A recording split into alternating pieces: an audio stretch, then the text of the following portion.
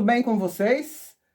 Chegamos finalmente no mês de outubro, o mês em que alguns comemoram Soen, que é uma festa em que nós relembramos nossos antepassados, que não tem muito a ver com Halloween. Halloween é uma festa comercial, que quem comemora não tem nada a ver com magia, não são bruxos, a maioria não são, muito embora os bruxos também possam comemorar, mas a parte mística mesmo, espiritual, a gente comemora Soen, que é uma festa em que nós relembramos o nosso passado. Por que tem que ser festa? E por que não tem que ser? Será que nós precisamos sempre relembrar das pessoas com tristeza? Se você parar para estudar um pouquinho a magia, a evolução dela através dos tempos, você vai perceber que de todas as tradições religiosas, os druidas, o pessoal da Wicca, o pessoal que pratica magia natural, as religiões antigas são as únicas que entendem a fonte, Deus, como uma fonte de alegria. Por isso nós o chamamos também de a fonte. Os antigos cabalistas chamavam Deus de Or En Sof, ou seja, a fonte. Você pode dar o nome que você quiser, mas não acredite que é um homem de barba ou que é uma mulher. Acredite que é uma fonte de poder, que não tem religião, que simplesmente doa e troca. Não importa a religião que você está. Nem de longe a espiritualidade da luz quer que você mude, porque de fato a religião que você está é a melhor para você, é o seu caminho. Só que alguns de nós, e eu me coloco nesse nível, entendemos que nós podemos aprender com todas as fontes. Você não precisa ficar em uma só, porque você teve várias vidas. Então quem você é? Nós somos uma reunião de várias coisas. Não existe a vida atual. A vida, ela é antiga, é atual e é o futuro. Ela não tem uma pausa. Então, quem você é? Você já foi tantas coisas, você nasceu em diversos países, você já teve vários gêneros. Então, o que importa é quem você é ou quem você está. Eu entendo que o mais importante é quem eu sou. Então, eu resolvo aprender de todas as fontes. Isso também é magia. Magia tem a ver com mal? Não. A magia não é positiva nem negativa, ela é inerte. Você direciona. Magia, de uma forma geral e na minha concepção, é a capacidade que todo ser, não vou dizer que é ser humano, né? Pode ser um ser de outras galáxias também. Que todo ser vivente tem de transformar alguma coisa em outra coisa, que pode ser boa, pode ser ruim, e de conseguir ressignificar as coisas.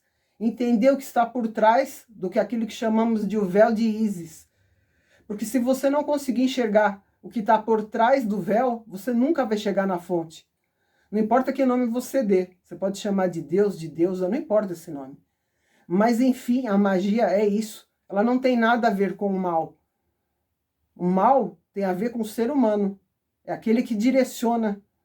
Eu posso, por exemplo, comprar um carro que vai me levar para alguns lugares, que vai me ajudar a chegar mais rápido, que vai me ajudar a socorrer pessoas, que vai me ajudar a levar pessoas para lugares onde elas poderão ficar felizes. Eu posso direcionar um carro para coisas muito positivas. Ou eu posso encher a minha cara e fazer um monte de besteira dirigindo. Então o carro é bom ou é mal? O carro não é bom e nem mal. Bom ou mal, positivo e negativo, é quem está direcionando o carro. A magia é a mesma coisa. Então eu quero que você entenda a magia nesse nível. É só isso, o resto é só besteira, gente. Esse papo de achar que existe apenas um caminho certo, não existe.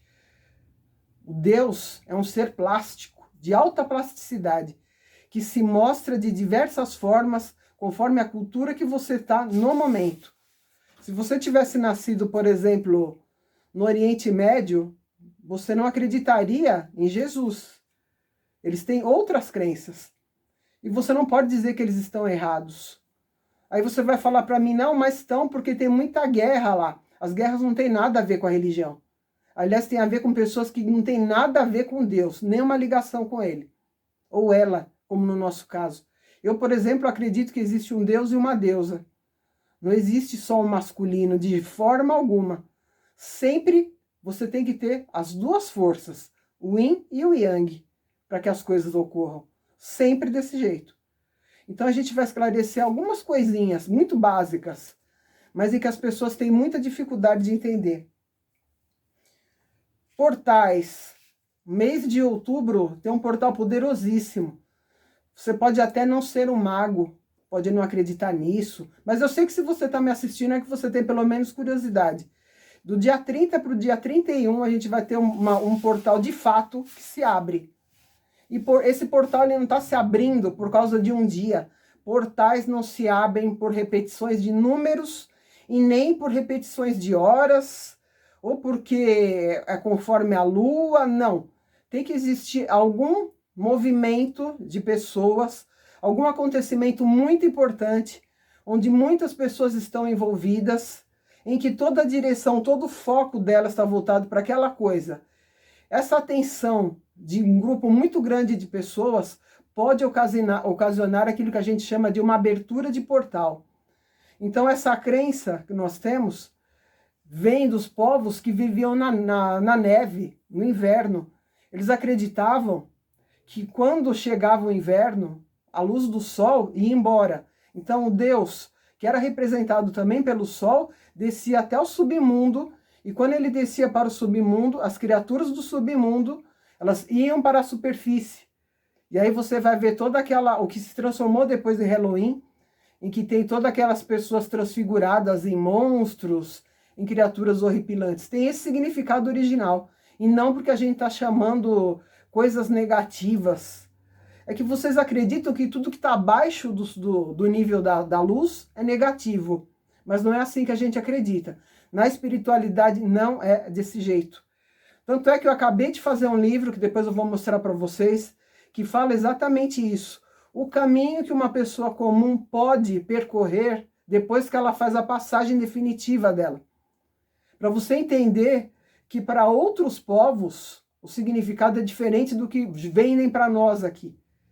Aqui tudo é umbral. Se você for para outros países do mundo, nem existe essa palavra. As pessoas costumam dizer que o que tem em outros níveis espirituais, diferentes dos níveis que estão ascendendo, é o submundo.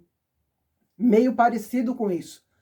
Então quem vai para o submundo não é monstro, não é demônio, não é capeta, não é nada disso. São pessoas que ainda não têm capacidade de ir para um nível de luz. Não que elas sejam más. Que tipo de pessoas? Por exemplo, pessoas que têm algum tipo de vício. Aí você vai falar para mim, mas eu não tenho vício nenhum. Você pode ter algum vício bem diferente do que você imagina e que você acha que não é um vício. Por exemplo, você pode estar bebendo muito, mas mesmo assim você não se considera um viciado. Você pode estar comendo além do normal, além da quantidade necessária. Você pode estar viciado em estresse. Sabia disso? Você pode estar viciado em estresse. E o que acontece? Se eu não consigo relaxar, não consigo um minuto de calma, como é que eu vou para um lugar onde as pessoas já estão calmas?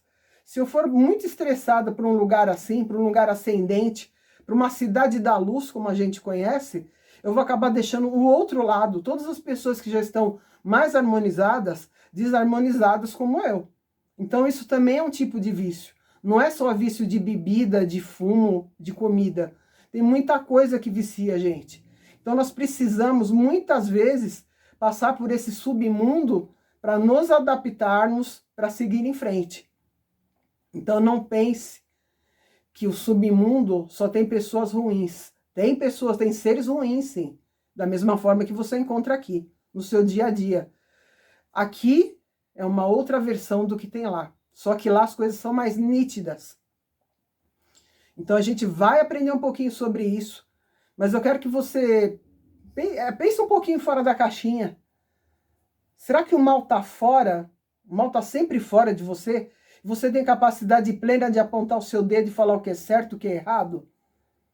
Que bom se você tiver, porque a maioria de nós não tem isso ainda. Então, como é que você consegue discernir as coisas? É isso que os antigos ensinam. Se você pratica yoga, tai chi, ou alguma atividade de alguma cultura mais antiga, mais ancestral, você vai perceber que um dos primeiros passos é o foco. Eu preciso focar naquilo que eu estou fazendo, para parar com as distrações e, de fato, tentar enxergar aquilo que está na minha frente. Então, a primeira coisa que eu te indico, que você quer estudar magia de verdade, quer ser um mago, primeira coisa, aprenda a ter foco. Aprenda a ouvir mais do que você precisa falar.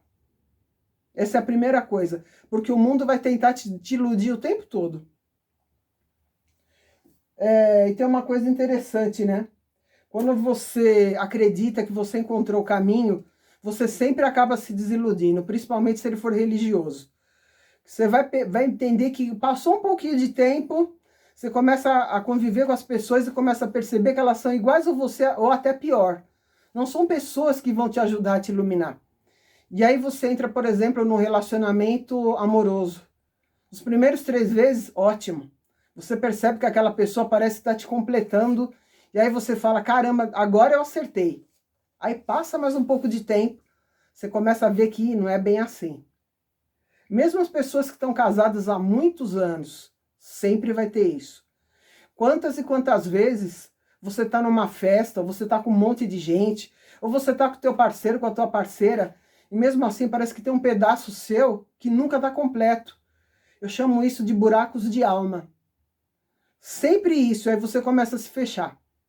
E quando você começa a confiar um pouquinho no outro, espontaneamente, a sua alma se abre um pouco para que o outro se aproxime. Se esse outro não tiver suficientemente focado e não perceber que você deu uma brecha, que não vem com um convite, que é espontânea, uma brecha para que o outro se aproxime de você e por alguns instantes caminhe no seu mesmo caminho, e essa pessoa não percebe ou recusa, aí você se fecha completamente. Tenho certeza que a maioria de vocês já passou por isso. Se não passou, vai passar. Então o que é isso? Essa necessidade que nós temos tanto de fazer parte de alguma coisa que nunca a gente consegue fazer parte. O que é isso? Isso que te falta, gente, não é uma pessoa, nem religião, de forma alguma.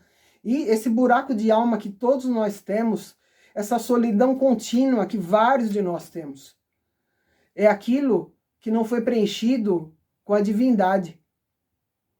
Enquanto você não conseguir chegar, se afastar os véus que não fazem você enxergar o divino em você, a fonte, Deus, ou sei lá que nome você dá para ele, Jesus, eu não sei que nome você dá, o Deus, a deusa, não se aproximam de você. Você tem que perceber que esse lugar é dele, não é de nenhum outro ser. Então, a alma gêmea que você procura, não tem. Existem almas semelhantes a você. Mas a única coisa que vai te dar esse sentido de completude é o ser divino, a fonte. Então, presta um pouquinho atenção nisso. Você vai procurar a vida inteira e não vai encontrar quem você está buscando. Porque não é uma pessoa. É um retorno da fonte que nos criou. Não importa a religião que você esteja, a espiritualidade da luz não pede que você saia dela. Apenas que você enxergue o bem e o mal fora e dentro de você. É só assim, com humildade, que a gente consegue afastar os véus de Maia, como se diz, e chegar até a fonte.